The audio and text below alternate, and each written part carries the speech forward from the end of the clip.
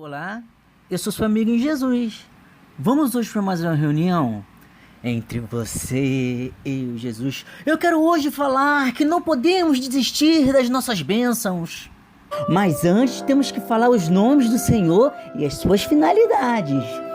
Deus cuida do seu povo quando ele sofre. O nome desse Deus é Yahvé. O Senhor está presente e acessível, perto dos que invocam por livramento, perdão e orientação.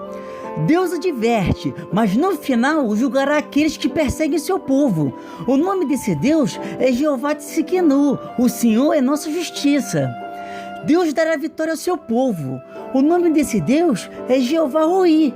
O Senhor é nosso pastor. Do capítulo 10 de João, do versículo 10 ao 11, diz assim: O ladrão não vem senão a roubar, a matar e a destruir. E eu vim para que tenham vida, e a tenham com abundância. Eu sou o bom pastor dá sua vida pelas ovelhas. Em toda a Bíblia, nunca houve algum relato que Deus perdeu alguma batalha.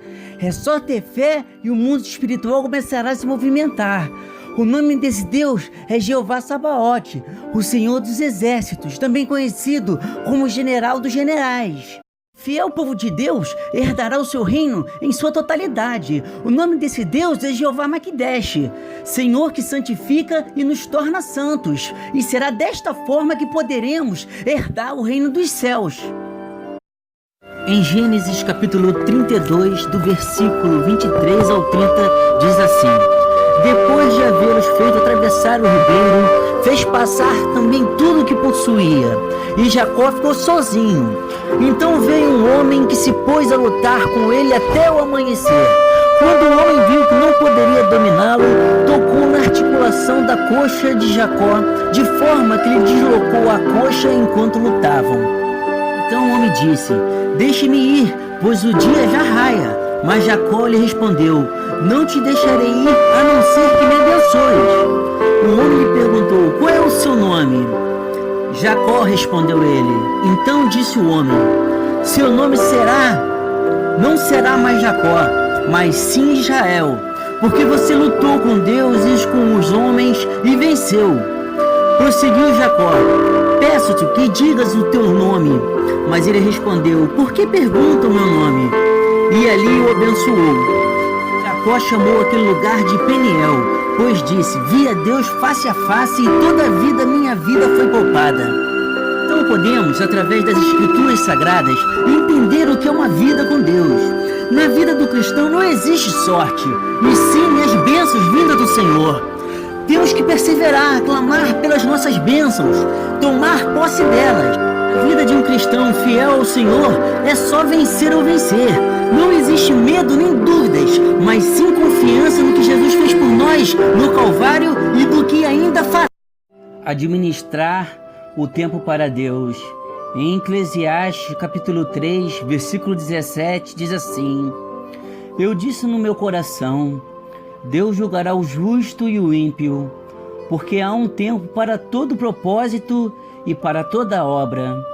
Este versículo diz a respeito de dois julgamentos: o tribunal de Cristo e o julgamento do grande trono branco de Deus.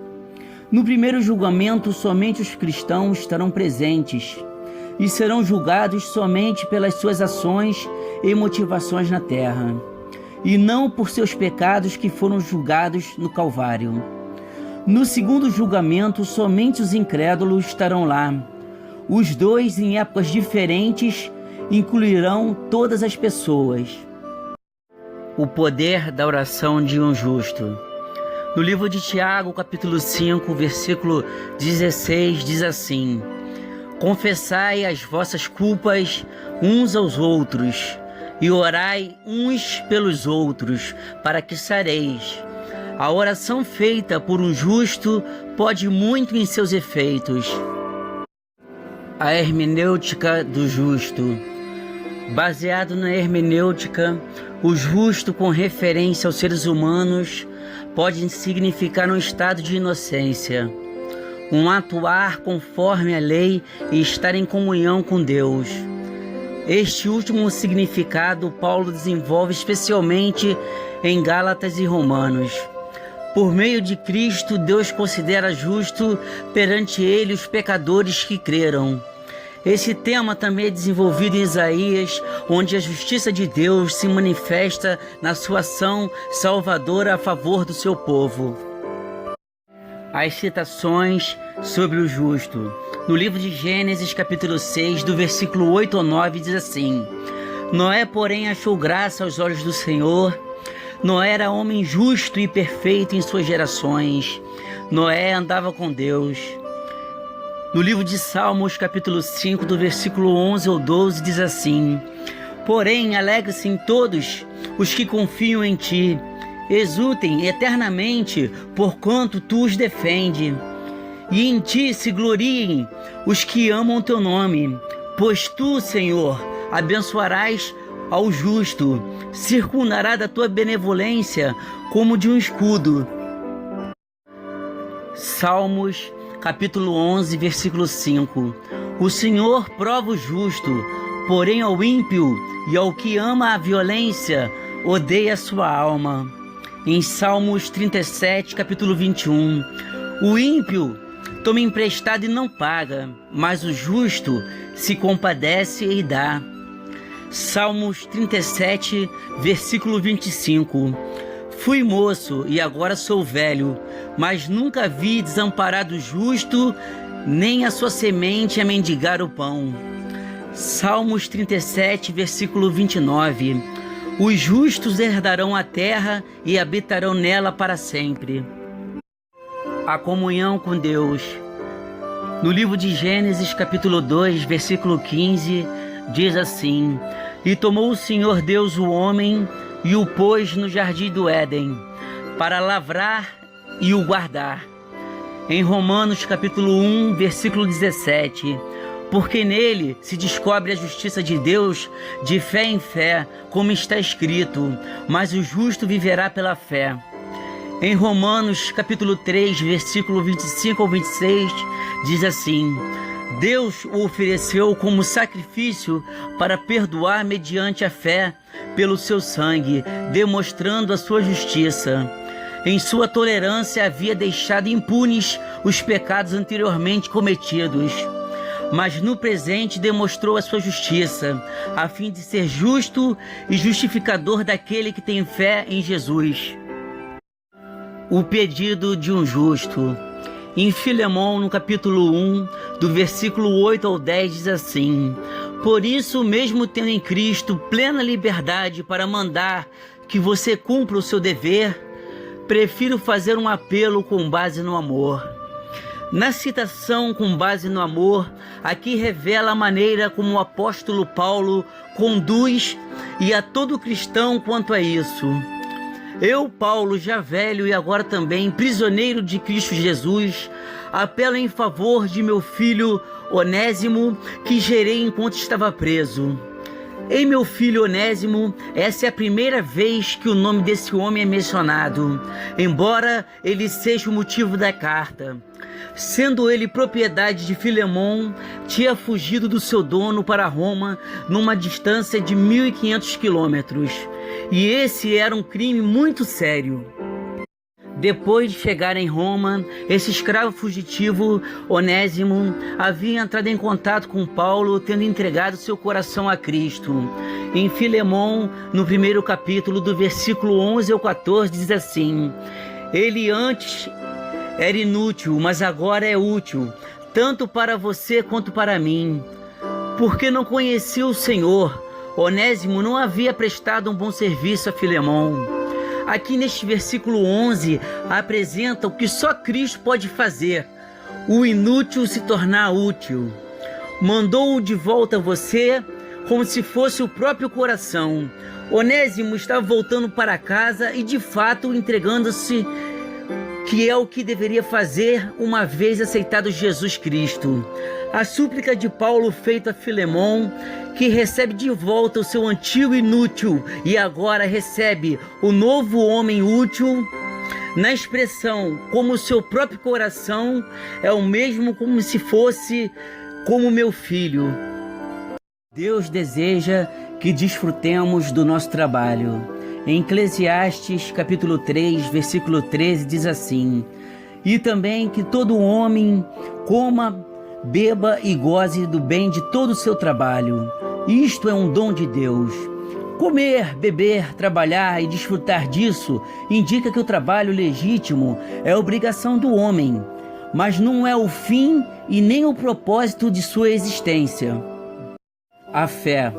Em Romanos 6, capítulo 6, versículo 6, diz assim: pois sabemos que o nosso velho homem foi crucificado com ele, para que o corpo do pecado seja destruído, e não mais sejamos escravos do pecado, pois quem morreu foi justificado do pecado. Ora, se morremos com Cristo, cremos que também com ele viveremos. Em Romanos 6, versículo 11, diz assim: da mesma forma, considerem-se mortos para o pecado, mas vivos para Deus em Cristo Jesus. Os frutos do Espírito. Quando entregamos nossas vidas a Deus, nosso Senhor, e nos mantemos longe do pecado, iremos desfrutar dos frutos do Espírito. No livro de Gálatas, capítulo 5, do versículo 22 ao 25, diz assim: mas o fruto do Espírito é amor, alegria, paz, paciência, amabilidade, bondade, fidelidade, mansidão e domínio próprio. Contra essas coisas não há lei. Os que pertencem a Cristo Jesus crucificaram a carne com suas paixões e os seus desejos. Se vivemos pelo Espírito, andemos também pelo Espírito. As obras da carne. Quando não temos vida com Deus, sempre andaremos nos caminhos enganosos e não teremos uma vida totalmente restaurada. Temos que amargamente viver junto com as obras da carne. No livro de Gálatas, capítulo 5, do versículo 19 ao 21, diz assim: ora, as obras da carne são manifestas: imoralidade sexual, impureza, libertinagem, idolatria, feitiçaria, ódio, discórdia, ciúmes, ira, egoísmo, dissensões, facções, inveja, embriaguez, orgias e coisas semelhantes. E eu os advirto que os que praticam essas coisas não herdarão o reino de Deus. A cereja do bolo. Mas é só para aquele que tem vida fiel com Deus, a promessa de vida eterna. Em 1 João capítulo 2, do versículo 24 ao 25, diz assim: quanto a vocês, cuidem para aquilo que ouviram desde o princípio permaneça em vocês. Se o que ouviram desde o princípio permanecer em vocês, vocês também permanecerão no Filho e no Pai. E esta é a promessa que Ele nos fez, a vida eterna. A importância da palavra de Deus. Em 2 Timóteo, capítulo 3, do versículo 15 ao 17, diz assim: porque desde criança você conhece as sagradas escrituras, que são capazes de torná-lo sábio para a salvação, mediante a fé em Cristo Jesus. Toda a escritura é inspirada por Deus e útil para o ensino, para a repreensão, para a correção e para a instrução na justiça, para que o homem de Deus seja apto e plenamente preparado para toda boa obra. A importância da oração. No livro de Tiago, capítulo 5, do versículo 15 ao 18, diz assim: e a oração da fé salvará o doente e o Senhor o levantará. E se houver cometido pecados, serão perdoados. Confessai as vossas culpas uns aos outros e orai uns pelos outros, para que sareis. A oração feita por um justo pode muito em seus efeitos. Elias era homem sujeito às mesmas paixões que nós, e orando pediu que não chovesse por 3 anos e 6 meses, e não choveu sobre a terra. E orou outra vez, e o céu deu chuva, e a terra produziu o seu fruto. A oração da fé é simplesmente o fato de Deus ouvir a oração e responder. E na parte, a oração da fé salvará o doente, revela a cruz sendo o meio de tudo, e é o Espírito Santo que efetua isso. A cláusula incondicional, se houver cometido pecados, torna claro que nem toda enfermidade é resultado do pecado, embora alguns sem dúvidas sejam. Sendo o caso, o Senhor tanto curará como perdoará com base na fé. No versículo citado, sobre o grande profeta Elias, que foi arrebatado em vida por Deus, numa carruagem de fogo e que está sujeito às mesmas paixões, foi dito desta maneira sobre Elias pelo Espírito Santo, para que saibamos o que está ao alcance de Elias também está ao nosso alcance. Na parte em que Elias ora para que não chovesse por 3 anos e 6 meses, nos mostra o poder da oração, mas se orarmos segundo a vontade de Deus. O amor de Deus é infinito. Em João capítulo 3, do versículo 16 a 17, diz assim: porque Deus amou o mundo de tal maneira que deu seu Filho unigênito para que todo aquele que crê não pereça, mas tenha vida eterna. Porque Deus enviou o seu Filho ao mundo, não para que condenasse o mundo, mas para que o mundo fosse salvo por ele. A paz que Cristo deixou. No livro de João, capítulo 14, do versículo 26 ao 27, diz assim: mas o Conselheiro, o Espírito Santo, que o Pai enviará em meu nome, ensinará todas as coisas e fará lembrar tudo o que eu disse. Deixo a paz, a minha paz lhes dou. Não a dou como o mundo a dá. Não se perturbem os seus corações e nem tenham medo. A paz que Cristo nos deixa é sem dúvida uma paz diferente da do mundo. Essa paz demonstra uma paz em meio às guerras, uma paz de domínio próprio quando somos provados, uma paz junto à mansidão, uma paz no perdão, uma paz em meio às tribulações, uma paz quando somos acusados. Essa é a paz que só aquele que crê na cruz e no que Jesus fez nela por nós pode ter. A cruz e Cristo. Hoje só é possível obtermos respostas de Deus e até mesmo enfrentar tribulações com a vitória garantida quando depositamos toda a nossa fé em Cristo e no que Ele fez por nós na cruz, na qual, para nos justificar, Jesus pagou um alto preço com seu sangue carmesim, nos lavando de todos os nossos pecados. E Cristo, que é a fonte de onde obtemos o perdão das feridas de nossas almas e a restauração por completa de todas as áreas de nossas vidas para os corações verdadeiramente arrependidos. Um ponto de fé e de esperança para a sua vida. Em 1 Coríntios capítulo 2, versículo 9, diz assim: mas como está escrito, as coisas que o olho não viu e o ouvido não ouviu e não subiram ao coração do homem, são as que Deus preparou para os que o amam. A importância do ID. No livro de Marcos, capítulo 16, do versículo 15 ao 16, diz assim: e disse Jesus: ide por todo o mundo, pregai o evangelho a toda criatura. Quem crê e for batizado será salvo, mas quem não crer será condenado. Neste capítulo de 2 Timóteo, Paulo encoraja os cristãos sobre a oportunidade de pregar em qualquer ocasião, ou seja, oportuna ou inoportuna. Em 2 Timóteo, capítulo 4, versículo 2, diz assim: pregue a palavra, esteja preparado a tempo e fora de tempo. Repreenda, corrija, exorte com toda paciência e doutrina. O porquê de jejuar. No livro de Marcos, capítulo 9, do versículo 25 ao 29, diz assim: quando Jesus viu que uma multidão estava se ajuntando, repreendeu o espírito imundo, dizendo: espírito mudo e surdo, eu ordeno que o deixe e nunca mais entre nele. O espírito gritou, agitou-o violentamente e saiu. O menino ficou como morto, a ponto de muitos dizerem: ele morreu. Mas Jesus tomou pela mão e o levantou, e ele ficou em pé. Depois de Jesus ter entrado em casa, seus discípulos lhe perguntaram em particular: por que não conseguimos expulsá-lo? Ele respondeu: essa espécie só sai pela oração e pelo jejum.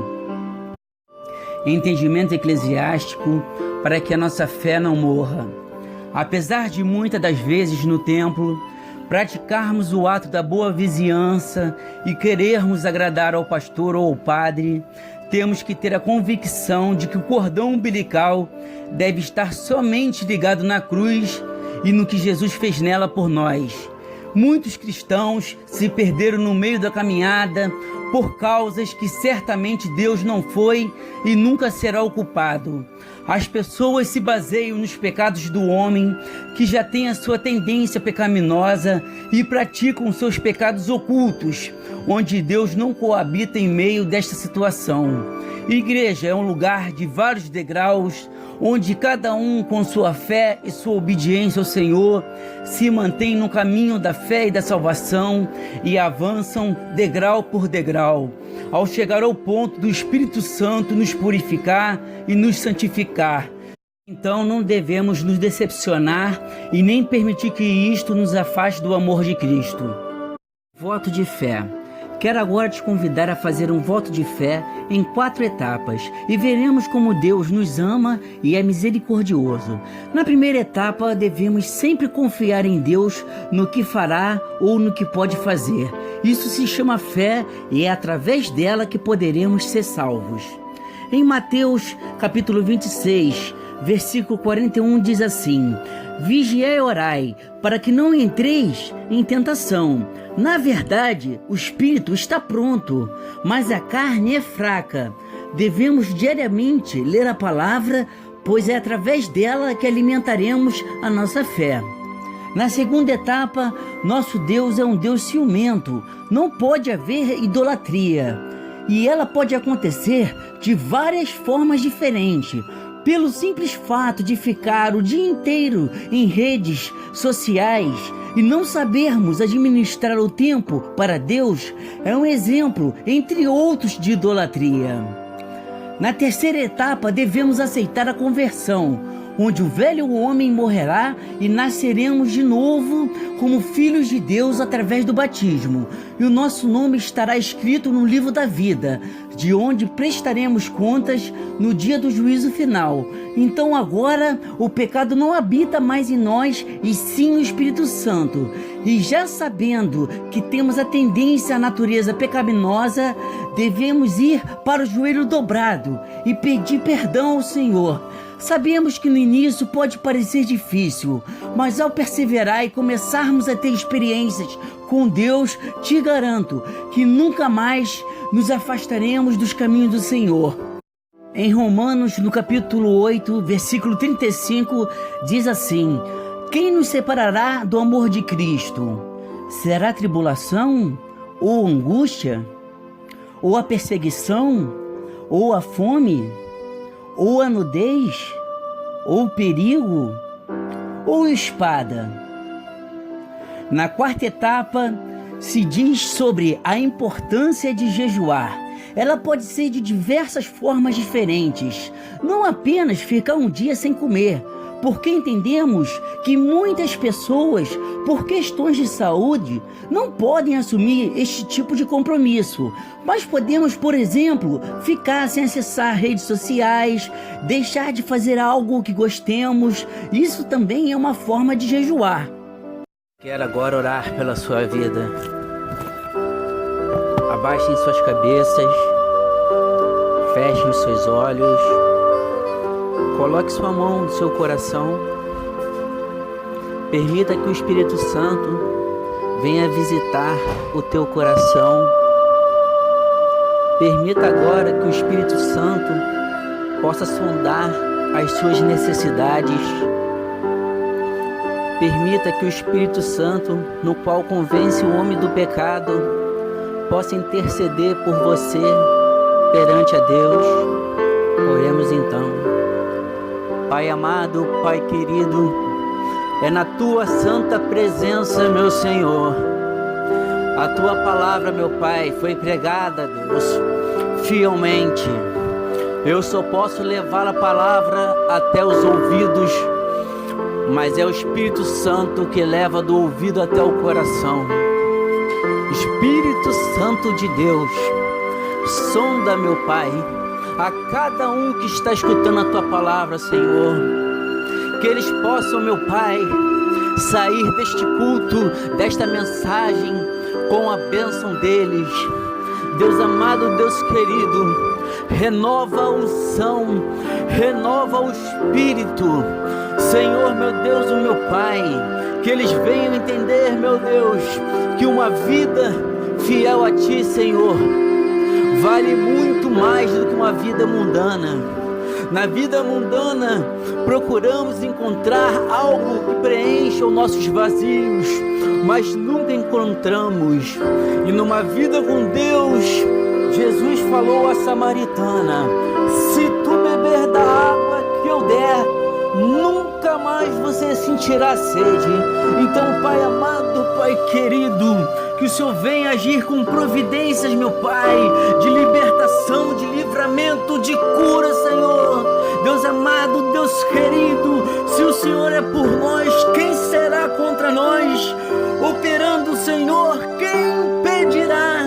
Deus amado, Deus querido, essas pessoas já estão cansadas, meu Pai, de serem traídas, enganadas, meu Pai, de serem deixadas para trás, de tentar buscar preenchimento na vida dela em locais que certamente não vai preencher o vazio delas, Senhor. Deus amado, Deus querido, lavarabashui, cantona valavachega, marquidashi kutui sandodavarabasui, roiganavasui, cantona voraz, cantui nemesulam, arrafa kutui no sudamina, jová rapasui, canton, nui cantona varavasui, lá kutui nido adonai, adonai kutui no sulom, atui canteverasu, alai tutui nevarasui, oh mi onijuan sukutunu noen, ai canto manadesh nenai sabaoti no tui canto noan, ui catui tansuno manovonodas. Meu Deus amado, meu Deus querido, que essas pessoas possam entender, meu Pai, que devemos colocar o Senhor na direção das nossas vidas, Senhor. Deus amado, Deus querido, que sempre Jesus entre na frente de nós, que Ele possa entrar na nossa roda de amigos, nas nossas famílias, nos nossos empregos, nas nossas ações, meu Pai, porque estaremos seguros, Senhor, porque o socorro não vem do monte, o socorro vem dos céus. E assim te agradeço, meu Pai, já crendo na vitória do nosso Senhor e Salvador, o Messias, Jesus Cristo. Amém.